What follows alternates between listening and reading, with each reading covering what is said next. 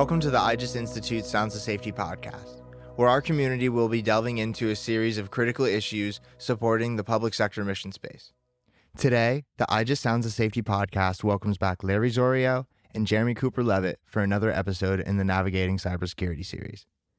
Listen as they explore the fifth core function of the NIST cybersecurity framework, Respond.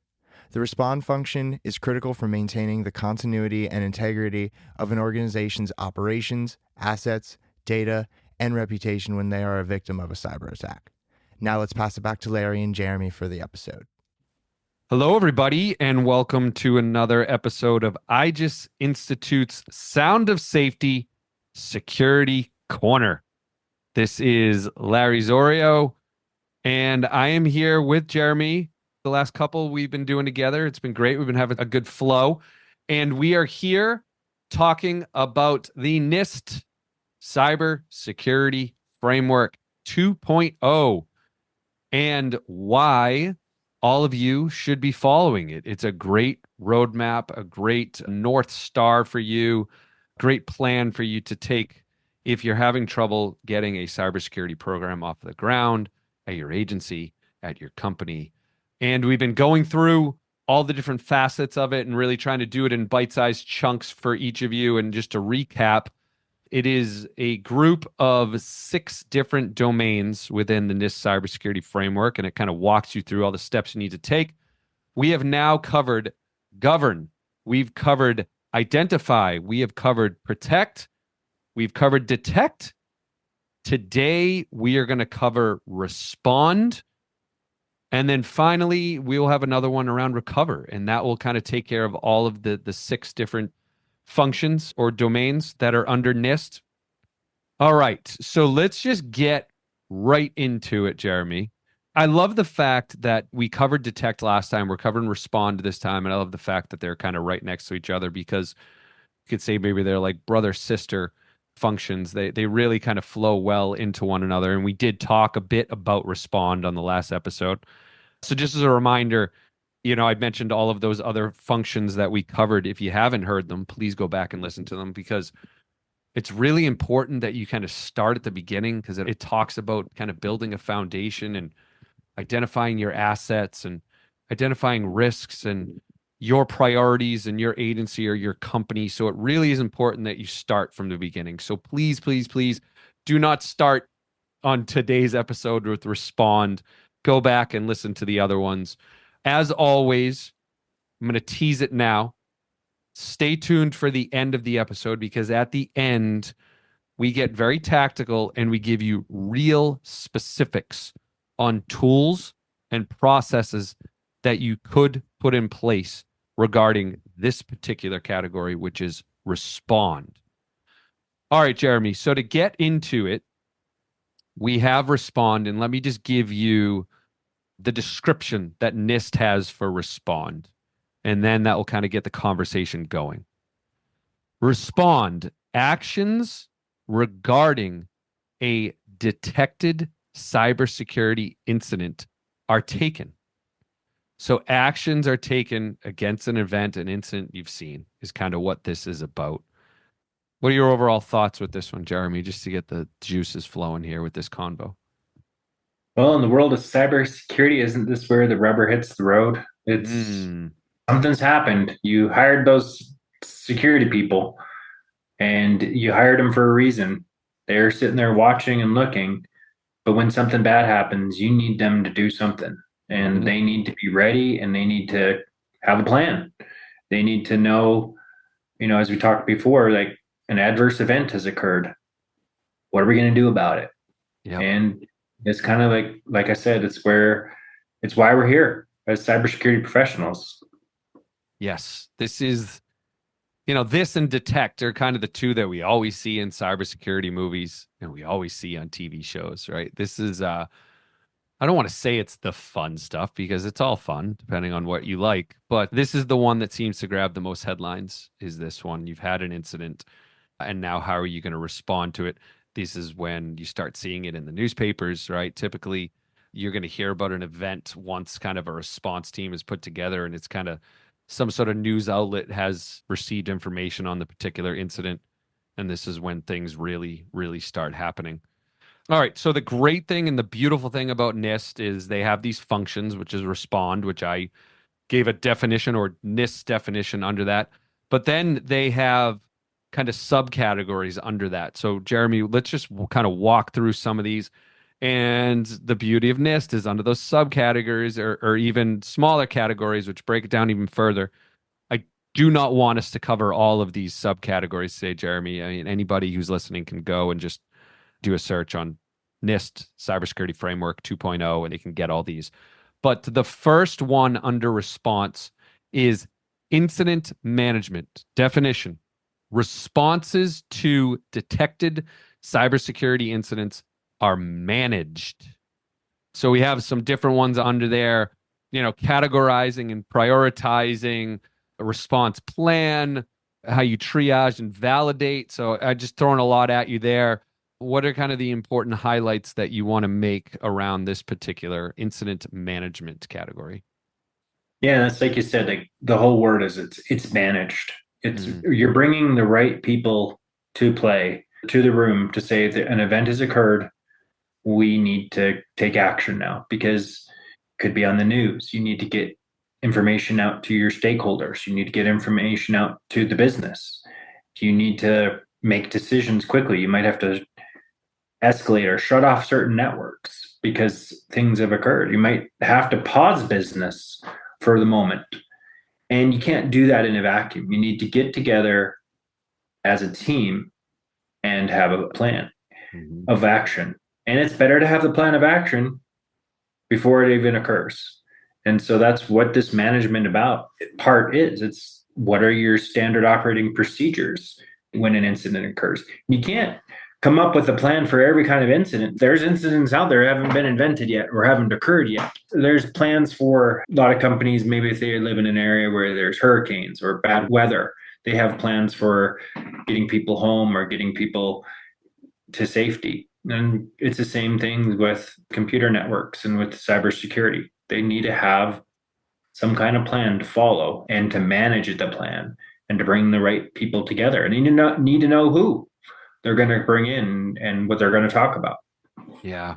This hits home to the point that I made at the beginning around how please don't start with this one. You got to go back, listen to the other episodes.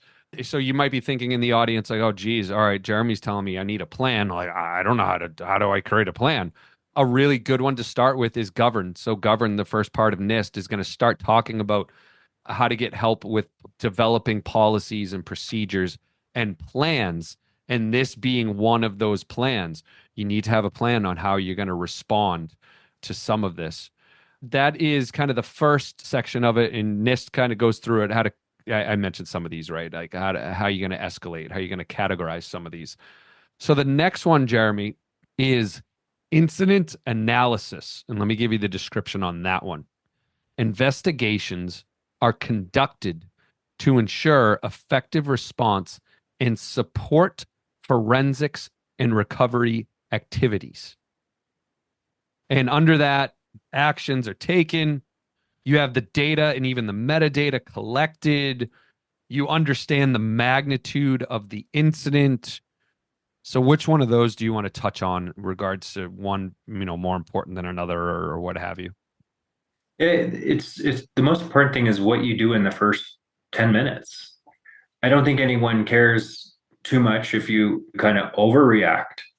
But if you underreact and you didn't look at all the facts and you didn't let people know and are not transparent enough, hey, we think something's going on. We're going to declare an incident and here's what we know so far. The important part is that you're communicating and that you have people who are trained following the plan that you had already created. You have the list of the numbers that you need to call to get all the people on a bridge and get them together. But it's how you react in the first 10 minutes to really determine what should we do? Where did this happen? How can we keep it from spreading if it's a malware outbreak? Or if there's something that's trying to encrypt all your data? Like, how do you respond to it? And you have to do it quickly. I think having the right people on the call is very important, or their backups, so that you can make those decisions So you're not all sitting there waiting on phoning someone to say, hey, we need to shut down this data center at this location because we have a malware outbreak. But I think it's like that triage at the beginning. What happened? What happened? Yeah. And I'm even thinking we haven't even touched on this. Practice makes perfect, right? You got to be doing tabletop exercises. Don't overcomplicate it, audience. Please don't. Something as simple as Jeremy mentioned, like the call tree and getting people on the phone, like just practice that like once a quarter. It doesn't have to be like this big elaborate exercise. Like just pick a day and say, all right, everybody, we just had an incident. And make sure everybody knows how to get on that phone number that you have. Make sure that you have all the correct phone numbers. So that's really important, is kind of planning and doing this analysis. But really, I love your point around that first 10 minutes. You have to know how to analyze what's going on in those first 10 minutes. The only way you're going to be able to do that is practice. It is the only way. You know, the other thing too is towards the end of it, I mentioned that an incident's magnitude is estimated and validated. The only way you're going to do that is with that plan. And by doing these exercises, you have to get comfortable to be able to assess what just happened and understand the magnitude of it. We've talked before around how you need to be setting up, and Jeramy talks about it a lot, just how important data is and understanding the data that you have. So you need to understand, like, an incident just happened. We've done the analysis, and this particular incident is impacting XYZ server. If you have the correct foundation where you've documented your assets and you've documented and you've categorized them and you've prioritized them, then you can look at the data on that server and understand the magnitude of this particular incident and what has occurred.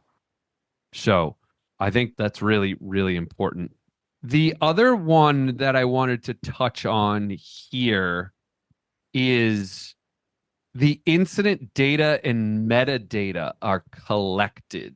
And I think this might even dovetail or go back to our previous episode, which is around detect, Jeremy, because there we talked a lot around the types of tools you need to be using and the types of logs that you need to be collecting.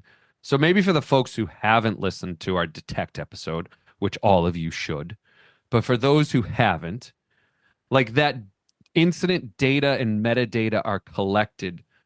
Like, just elaborate a little bit more on that and the importance of having the right data. I've been involved in a lot of these types of incidents, and fortunately or unfortunately, malware, it's here with us and it's a part of life. And I need to know what happened right at the source of it. And I need the metadata, the data about the data. Where did it begin? Where's kind of the trace line of the event that occurred? Where did it start? How did it get through my network? How did it get to the endpoint? And how did the data get exfiltrated? And how did the action happen? I need to know all that and trace what happened, because I could still have something opened on a firewall. I could have a port that shouldn't be open. I could have a file out there that's still running that, even if I image the computer and bring it back up, it could still be there. It could still be running a service that maybe it was running as an admin a level. But I have to know kind of the event horizon of when it occurred and when it started and kind of the timeline, so that I can better fix it and then make sure I've stopped it and I've eradicated it and it stopped happening. Mm-hmm. Because that's part of the triage, is I got to stop the fire. I got to put the fire out quickly. It's burning here, and every time I put it out, it starts back up. And that's an indicator that whatever it is you didn't catch it all. There's still some little back doors that are left that the hacker is getting into. Mm-hmm. And it could be from your firewall that wasn't locked down correctly. And you need to go look through your logs and see where the traffic's originating from. Yeah. You need the facts, right? It's the detective work that we talked about. You can't do the analysis you need to do unless you have all the facts. And really, facts in a technology world is data. It's the logs. So you have these firewall logs, and you need to be reviewing them and ensuring that, all the ports that Jeremy mentioned are either closed, or the ones that you need open are opened, and you need to be reviewing those to ensure that they are in fact closed, and just getting all the logs you need from those. It's just really important. All right, let's move on. And you've already touched on this, Jeremy, which is great. So we're going to cover it even more here. The next section of Respond is incident response reporting and communication. Response activities are coordinated with internal and external stakeholders as required by laws, regulations, and policies. So you mentioned the call tree. That's a perfect example of stakeholders, right? So what do you want to talk about with this one, Jeremy? Yeah, and one of the first numbers that you should be calling is your legal department, because you are, as we mentioned in other podcasts, we have assets, we have data. We could be holding the data, sensitive data and information of people that we were entrusted to protect their data. There are rules and laws, and they vary by state. They could vary by the contracts you have with your customers, but you need help to understand what are my requirements for notification. I noticed an incident has occurred, and I've noticed that the worst thing could have happened and data has been lost. And different states have different timelines required for notification. And so you got to get that out. Some are 4 hours, some are 72 hours, some are 24. You need to know that there's it varies. And if you have data on everybody in the whole country, or you've got to figure out, how am I going to communicate that out? What kind of letter do I need to send out? How do I communicate to the media? How do I get that out there to the people I need to get it to? And that's a part of your plan. That's a part of your tree. And that's why one of the first phone numbers you should be calling is your legal department. And that's why it would have been a good idea to have practiced beforehand. Because if you know the data you have and that you're holding, you can from there extrapolate what are the rules and laws I got to abide by for protecting that data. And one of those is notification. In almost all contracts now, there is a section on notification for data loss. Mm-hmm. Yeah, whether it's a contract, if you're a company and you have actual customers, or if you're a municipality, it could be that you might have some sort of SOP or policy in your town or city that says that you need to notify the mayor's office when one of these things happened, right? So it's really good to understand your contracts, your policies, your state laws, your town laws around that. So I was writing down, I'm so glad that you brought up the legal example. They really, really can be your friend and a really valuable asset to you when you do have an incident. They can steer you in the right direction. They can kind of help ensure that you don't make a mistake as well. But I was writing down even some other ones that are some other departments or different groups that are important for you to have maybe in this plan that you've written. You definitely want legal involved. I think it's good if you have a communications department to involve your comms team as well. Certainly, it depends. Like if you're a security department, you want to involve IT. If you're an IT department, you want to involve the security team. I mean, that's a given. Your executive staff as well. So whoever your boss is, if it's the chief, there are some cases where the CEO of a company is going to need to be made aware. Other cases where the board of a company is going to be made aware. And these are, some other external parties as well. They're going to need to be made aware. Another good one for you to have is your local FBI office, to have their number handy and notify them. Now, every phishing attack that you get, you're not going to notify the FBI. But when you have a sophisticated attack, and you'll be able to tell when this one is a bit more sophisticated than others, definitely involve the FBI as well.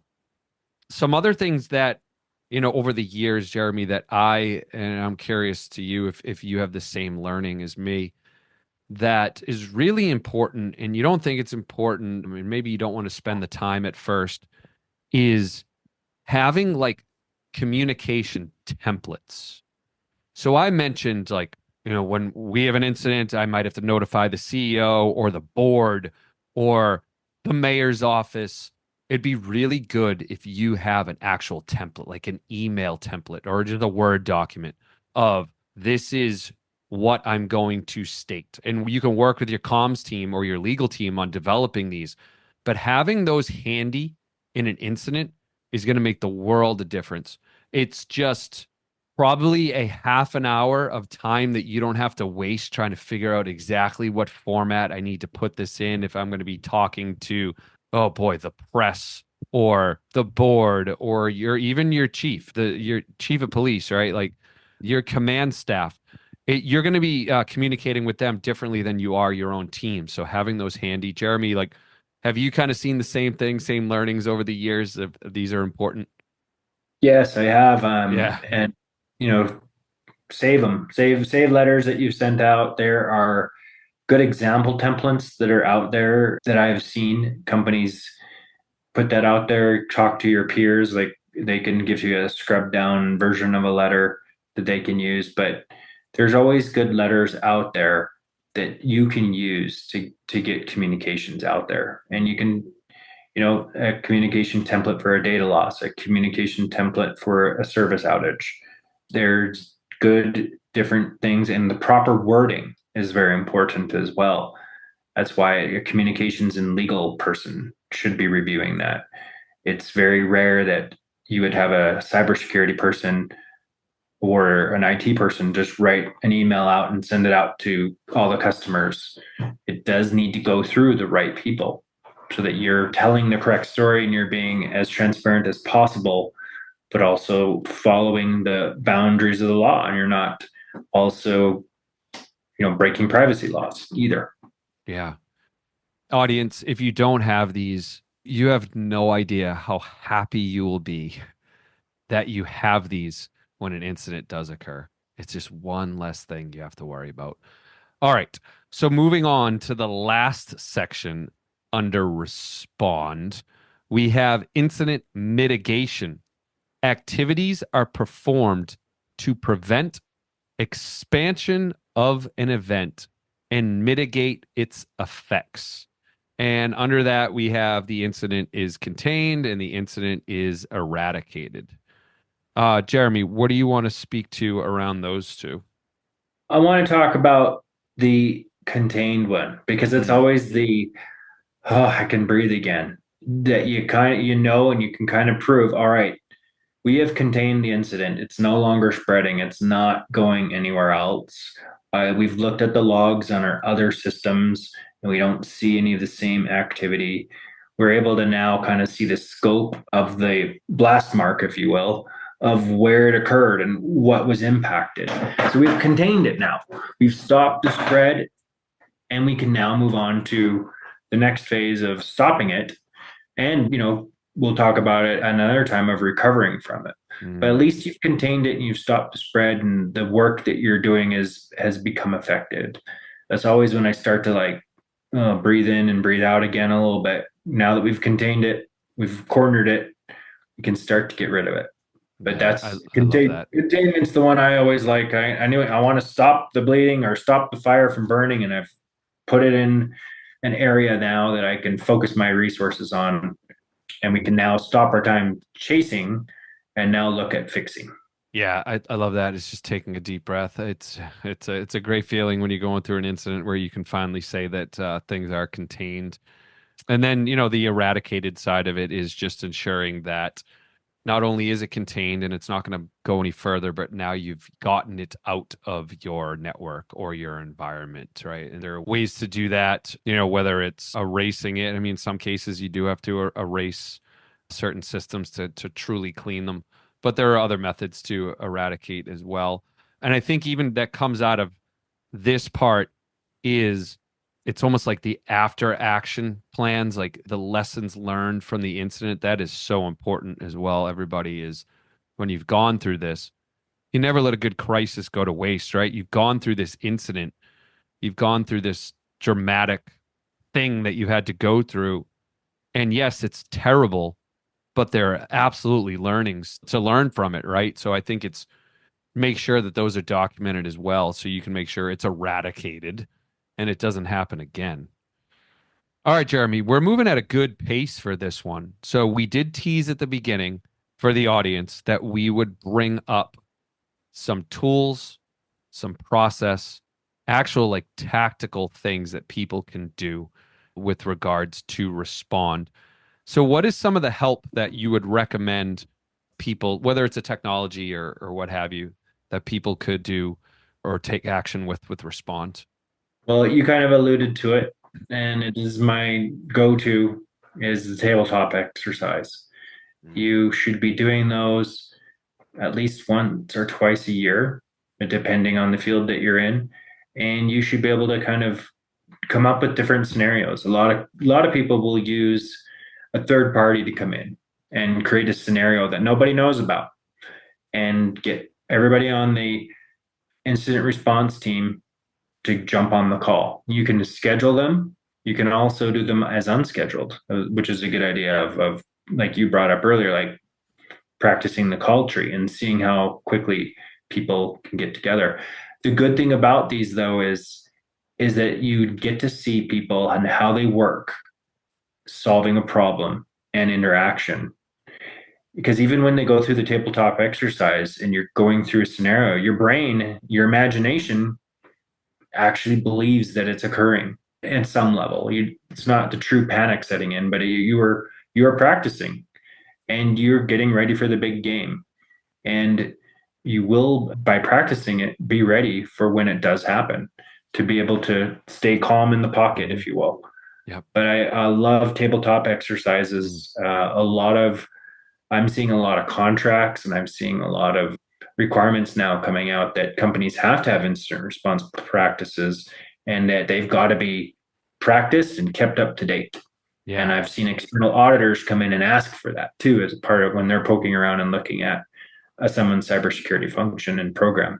Mm-hmm. It's becoming a standard that you should do and practice. Yep. And you want to know the beautiful thing about that one, everybody, tabletop exercises? It doesn't cost any money. Yeah, it costs some people's time because you have to go through it, and it's really important that you go through it. But you don't have to go find budget for it. You can do it on your own. There are plenty of resources out there for you to create your own. Jeremy mentioned, and there are some great services where third parties will come in and do it for you. But it's huge. We talked about it on a previous episode, just how important like security awareness training is. That's another one that doesn't cost you any money. Here's another one that doesn't cost you any money, but it's great training. It's creating that muscle memory when these things happen. If you had listened to our Detect episode, I said there would be some overlap with some technologies with regards to this one. And the one I want to bring up is called managed detection and response. So it does both the detection of an incident and it responds to the incident. And some of these are different. There are actually technologies where it's like kind of fully automated and, maybe even uses some AI involved with kind of taking action and detecting an anomaly and then responding to it and actually cleaning it up. There are other ones that are more of a service where there are kind of human beings working for you, like actual threat analysts, and they will take action. So that is definitely one that I would look into. And there are some bigger players in the space that do this. And I'm not going to pick any favorites, but, some of the big popular ones, Microsoft has one, and CrowdStrike and SentinelOne. And I think there's even Mandiant has one. I think Google is even getting into this space now. But that is literally probably 5 out of 400 of these MDR services and tools. So just give it a search and look for those, and you could start there. All right, good. So we gave tabletop exercises. We talked about even just creating comms plans. So that's another free thing that people can do. Create a call tree, create some comms plans, create some communication templates. You will be so happy that you have these templates when an incident happens. I'm telling you, everybody, believe me. And then we have the MDR services. We have another thing called an MSSP, Managed Security Provider, and they can do these for you as well. So there's a lot of assets out there, and maybe we should even do, we'll probably do another episode on just more technologies and what have you, Jeremy. But hopefully this gives everybody a good idea of what you need to be doing for Respond. Use this tool, use the NIST framework, have it guide you through this process. Look at some of these steps and it will guide you, everybody. Jeramy, any closing comments before we end? No, I like what we covered. We covered quite a bit today. I like the ideas and the examples of things that you can do without spending money. And also, if you have budget for it, things that you can do to help. And all goes back down to knowing where your assets are and prioritizing what's the most important data to you, because that will determine how you detect and respond things. And we're going to sound like a broken record with that. And Jeramy, thank you for bringing it up. Bring it up every single time we get on this podcast because it is the most important. All right, everybody. So that ends our episode on NIST Cybersecurity Framework 2.0, specifically focused on Respond. We are going to be covering Recover on our next episode. So please look for that next one to drop, and we'll bring more to you, and hopefully you find this valuable. So thanks, everybody. Thanks for listening. Thank you for tuning in to today's episode of the Sounds of Safety podcast. Be sure to stay connected with the IJIS Institute on LinkedIn and X, and don't forget to subscribe on Apple Music, Spotify, or your preferred podcast platform to catch future episodes.